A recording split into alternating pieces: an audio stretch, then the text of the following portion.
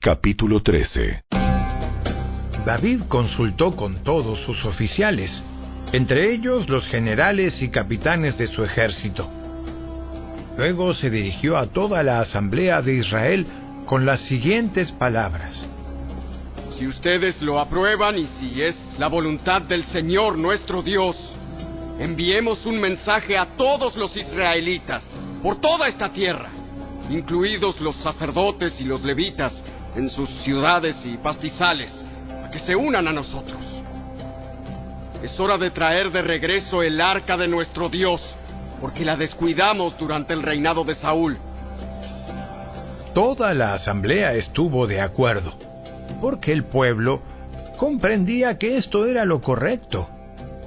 De manera que David convocó a todo Israel, desde el arroyo de Sior en Egipto al sur, hasta la ciudad de Lebo Hamat al norte, para que participara en el traslado del arca de Dios de Kiriat Jearim. Luego David y todo Israel fueron a Baala de Judá, también llamada Kiriat Jearim, para traer de regreso el arca de Dios, que lleva el nombre del Señor, quien está entronizado entre los querubines. Pusieron el arca de Dios en una carreta nueva y la retiraron de la casa de Abinadab. Usa y Ahío guiaban la carreta. David y todo Israel celebraban ante Dios con todas sus fuerzas, entonando canciones y tocando todo tipo de instrumentos musicales: liras, arpas, panderetas, címbalos y trompetas. Cuando llegaron al campo de trillar de Nacón, los bueyes tropezaron, y Usa extendió la mano para sujetar el arca. Entonces se encendió el enojo del Señor contra Usa, y lo hirió de muerte porque había puesto su mano sobre el arca. Así fue como Usa murió allí en la presencia de Dios. David se enojó porque la ira del Señor se había desatado contra Usa, y llamó a ese lugar Fares Usa, que significa desatarse contra Usa, nombre que conserva hasta el día de hoy. Ahora David tenía miedo de Dios y preguntó: ¿Cómo podré regresar el arca de Dios para que esté bajo mi cuidado? Por lo tanto, David no trasladó el arca a la ciudad de David, sino que la llevó a la casa de Obed-Edom de Gat. El arca de Dios permaneció en la casa de Obed-Edom por 3 meses, y el Señor bendijo a los de la casa de Obed-Edom y todo lo que él poseía.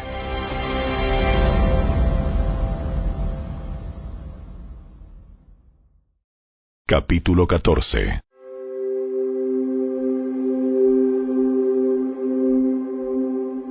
Hiram, rey de Tiro, envió mensajeros a David junto con madera de cedro, así como canteros y carpinteros para que le construyeran un palacio. Entonces David se dio cuenta de que el Señor lo había confirmado como rey de Israel y que había bendecido su reino en abundancia por amor a su pueblo Israel. Luego David se casó con varias mujeres más en Jerusalén, y ellas tuvieron más hijos e hijas. Estos son los nombres de los hijos de David que nacieron en Jerusalén: Samúa, Sobab, Natán, Salomón, Ibar, Elisúa, Elpelet, Noga, Nefeg, Jafía, Elisama, Eliada y Elifelet. Cuando los filisteos se enteraron de que David había sido ungido rey de todo Israel, movilizaron todas sus fuerzas para capturarlo, pero le avisaron a David que venían, así que salió a su encuentro. Los filisteos llegaron y realizaron una incursión en el valle de Refaim. Entonces David le preguntó a Dios: ¿Debo salir a pelear contra los filisteos? ¿Los entregarás en mis manos? El Señor le contestó: Sí, adelante. Te los entregaré. Entonces David y sus tropas subieron a Baal Perasim y allí derrotó a los filisteos. ¡Dios lo hizo! Me utilizó para irrumpir en medio de mis enemigos como una violenta inundación. Así que llamó a ese lugar Baal Perasim, que significa el Señor que irrumpe.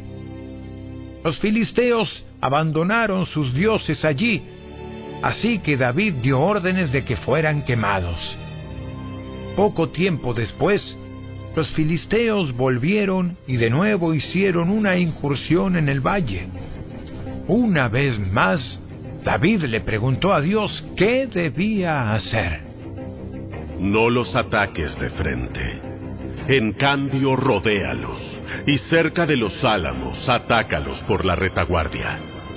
Cuando oigas un sonido como de pies que marchan en las copas de los álamos, entonces sal a atacar.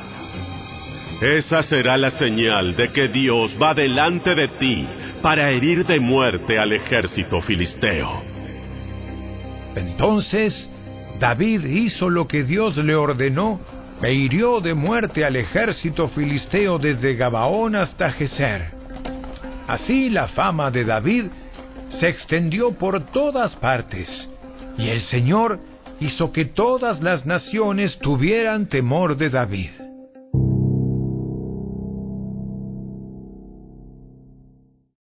Capítulo 15. David construyó varios edificios para sí en la ciudad de David.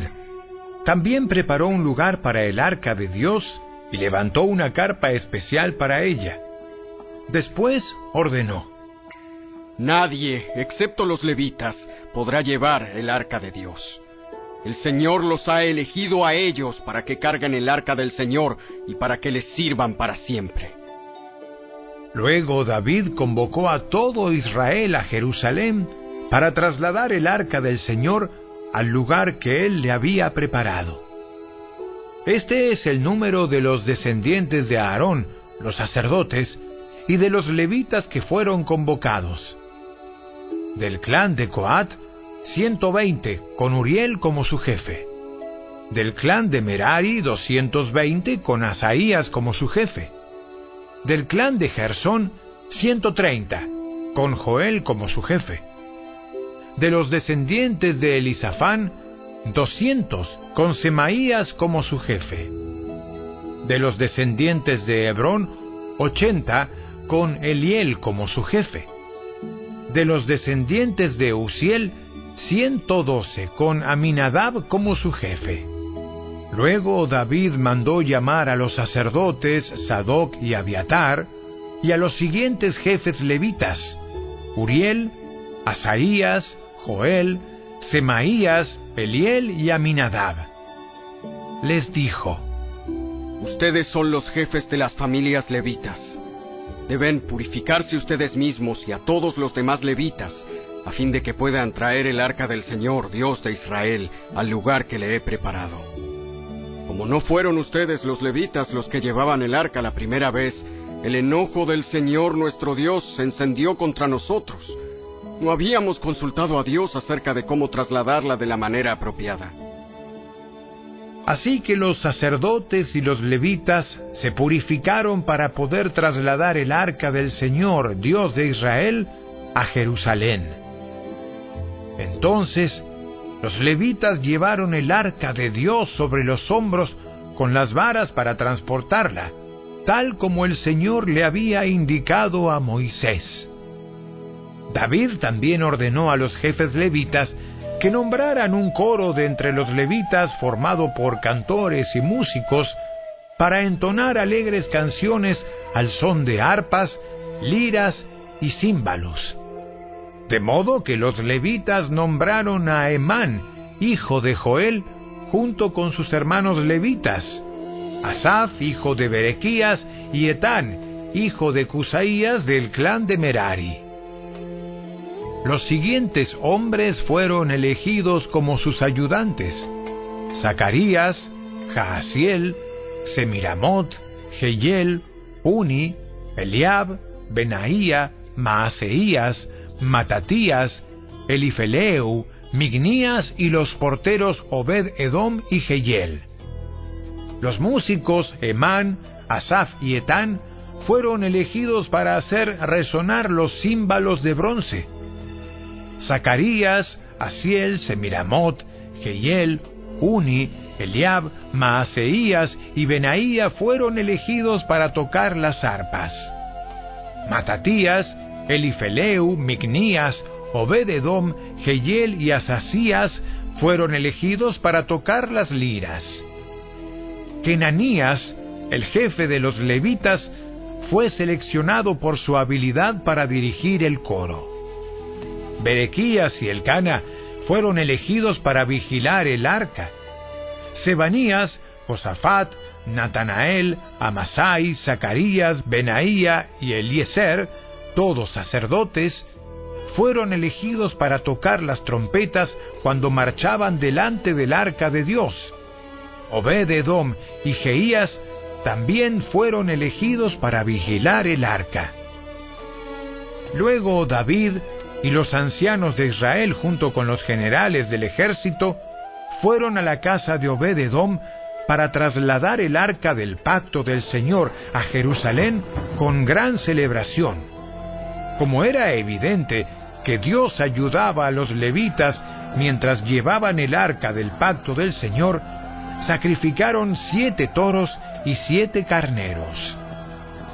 David estaba vestido con un manto de lino fino, al igual que todos los levitas que cargaban el arca, y también los cantores y Kenanías, el director del coro.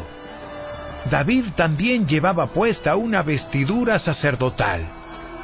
Así que todo Israel trasladó el arca del pacto del Señor entre gritos de alegría, toques de cuernos de carneros y trompetas, el estrépito de címbalos y la música de arpas y liras. Pero cuando el arca del pacto del Señor entraba a la ciudad de David, Mical, hija de Saúl, se asomó por la ventana. Cuando vio que el rey David saltaba y reía de alegría, se llenó de desprecio hacia él.